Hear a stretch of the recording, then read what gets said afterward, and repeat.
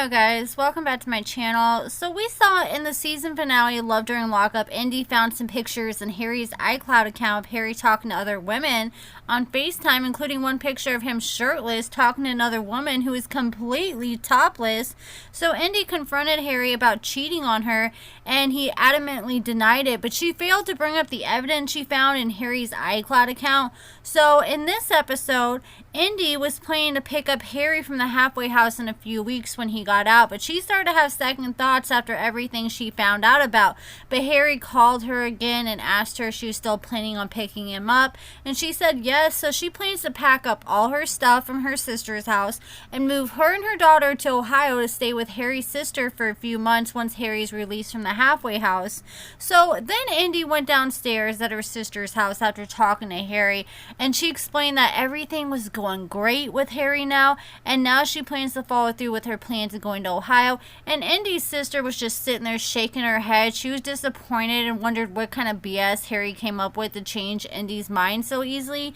So Indy said, well, he apologized and I chose to forgive him. And her sister was just so disappointing, saying that if Indy keeps letting Harry off the hook and forgiving him so easily, then he's just gonna so easily do it again. And I 100% agree with that statement.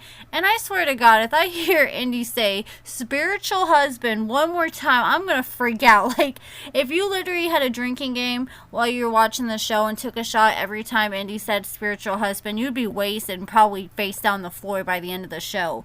So Indy used the excuse that Harry is her spiritual husband. When you marry someone, you take the good with the bad and love them unconditionally. So it just makes it sound like Indy just wants to be with Harry so bad she's willing to accept the cheating and overlook it.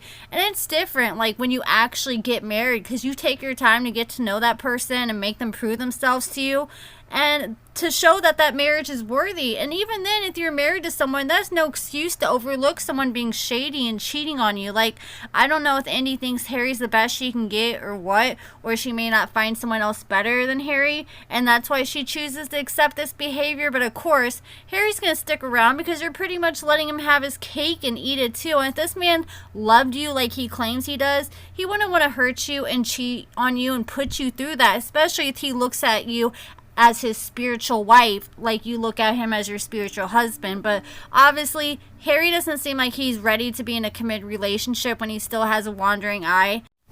Like, true love never involves cheating, and your partner should protect you and look out for your best interest, always wanting you to be happy. And if Harry looked at Indy as his spiritual wife, like she looks at him as her spiritual husband, then you think he would treat her as such and not do these kind of things. Like, if they cheat on you, they obviously are lying about their true feelings, and it's a big mistake to believe that unconditional love means accepting cheating, because that's just settling for less than you deserve. Unconditional love is basic goodness and the total acceptance of someone, but it does not mean tolerating cheating, neglect, or other deal breakers. And I feel like if Indy really loved and valued herself, she would understand that and not tolerate that.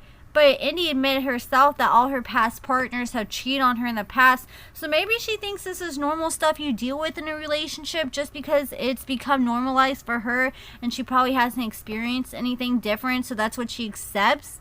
But at the same time, like, girl, you got a daughter that's around all this. And whatever you accept is what your daughter's going to grow up and accept as well. So you have to realize that you're really influencing your daughter and what kind of man your daughter's going to grow up and choose. And if you're going to accept a cheater, then your daughter is going to think it's okay to grow up and accept a cheater. So Indy is convinced that if she walks away from Harry now and gives up, it's going to become one of her biggest life regrets, because she'll constantly think about what could have happened if she would have just stuck it out and fought for her relationship. But you can't be the only one fighting the relationship. Like, if you don't force Harry to be held accountable, he's not going to see an issue with his actions and keep on doing it.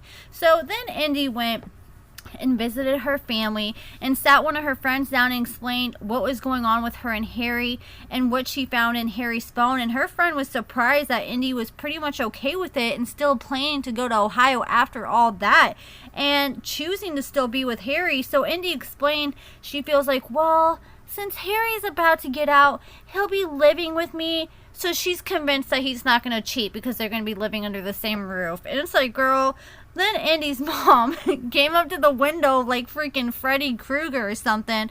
And man, I love Indy's mom. She's the most entertaining from the show. I just wish they would just give her own show already. But she came out and Indy told her mom she was planning to move back to Ohio. And her mom was disappointed. And she said that Indy's a dreamer and has been always had big dreams, but she said, look what happened last time you went to Ohio. And she doesn't understand why Indy's going all the way up there when Harry doesn't even have a job or a freaking pot to piss in. Like, you know, the mom is frustrated and wishes she could talk some sense into Indy, but once you got kids at that age, there's really nothing you can do to control a grown adult. You can tell them what you want to say, but you can't really control what they're going to do.